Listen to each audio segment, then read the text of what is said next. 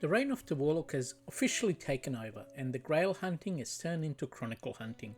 Honestly, I wish they named it Holy Grail in the first place, but hey, it's never too late.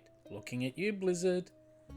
Hello YouTube, Liquid Dream here with another episode of my Holy Grail journey. Last episode we had some fantastic progress towards the Grail with some really nice additions to the collection, proving once again that a bit of persistence and a lot of RNG can go a long way in Sanctuary. I'm really enjoying the playthrough with the Warlock and currently sitting on level 89, using what might actually be the most overpowered build in the entire game, the Echoing Strike Warlock. And the crazy thing is, I'm still rocking mostly normal gear with just few extra upgrades from Nightmare and Hell. We're talking Spirit Sword, Ancient's Pledge, Stealth in a 90 armor, some high resistance gloves, boots, amulets and rings, and yes, one of those rings is a Manald heal. Yep, a Manald.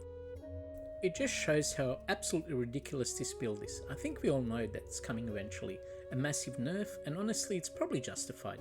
Even with the basic gear setup, I'm sitting roughly at about 8 to 12,000 damage, and when that gets paired with a Cursed Hephaestus, it basically obliterates every bit of content in a game. Before we get into today's Holy Grail finds, I just want to say a big thank you to everyone who subscribed and everyone following the journey each week. As I said before, I'm just 50-something-year-old filthy casual who loves Diablo and the Holy Grail challenge, so the support really means a lot. We've hit level 96 and even pushed 5 other characters past level 80 and some past level 90, which with my limited playtime, I think it's pretty solid progress. And that's all thanks to you that keeps my journey going. But you know what, enough of all that and let's get into it. First stop today is the tower, paying a visit to the ever reliable Countess. Every mid-tier runes can go a long way towards crafting rune word, and there's little reward for the efficiency of that run. She drops a pole rune.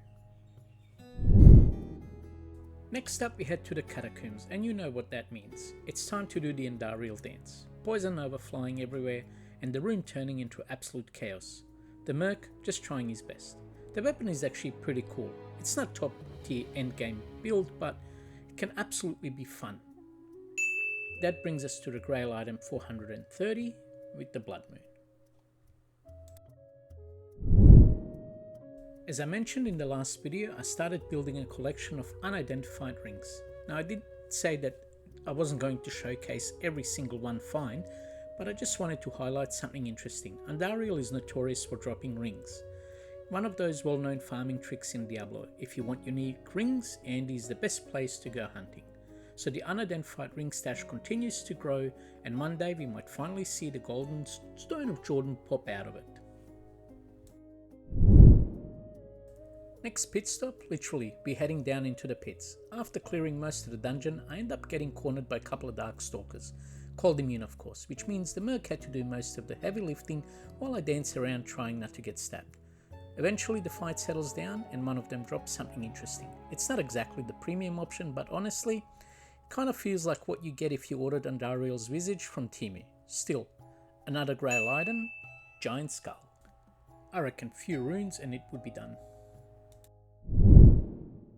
A quick teleport in and a quick teleport out. We visit our old friend Pindleskin, the classic farming routine. His pack goes down pretty quickly, but this time he rewards actually something new for the Grail. He drops a Jagged Star, and that stat on these weapons are actually pretty interesting. If Meteor was to proc maybe 30% instead, the melee builds would be raining meteors everywhere. That would be an absolute chaos, and honestly pretty awesome. For now, it remains fun, slightly niche weapon, and that brings us to the item number 432, Moonfall. Getting up close and personal with Endariel again, and I'll tell you what, I'm definitely reconsidering my life choices and thinking maybe it's time to respec into a fire build, since I spend most of the time dancing around with the Lust Maiden. But here is something you don't see very often. Not one, but 2 cool belts. We all know what one of them is, Arachnid Mesh obviously, but it's paired with Trungal's Girth in the same drop. It just feels amazing. I already bought a lottery ticket, don't worry. We're back at Endariel again, and my expectations suddenly go through the roof when I see something very exciting on the ground.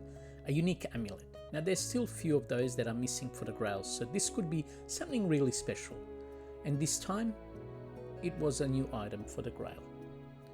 It's definitely more of a paladin focused niche item, but it can be surprisingly strong in the right situations. And that beautiful Grail addition is Seraph's Hymn. I like it. Last stop for today is the Cold Plains Terror Zone, and here's a rule I always follow: never skip a terror zone. When a Cold Plain popped up, I was more than happy to jump in. Not long after entering the zone, I got absolutely swarmed by Dark Hunters, appearing over and over again like Fallen getting resurrected. But after clearing the pack, something incredible drops. These are exactly the kind of stats that screams raw damage, and that incredible drop is none other than the Death Cleaver. Boom! All too soon, that brings us to the end of another video. Andariel delivered once again, but we also had some fantastic drops from some unexpected monsters across Sanctuary. Today we added several Glade items to the collection, including Blood Moon, Giant Skull, Moonfall, Seraph's Hymn and Death Cleaver, pushing the Grail forward to item number 434. And remember, all of this footage was recorded before the Reign of the Warlock expansion was released. If you enjoyed the episode, make sure to like, subscribe and help me reach my goal of 100 subscribers. Slowly but surely we're getting there.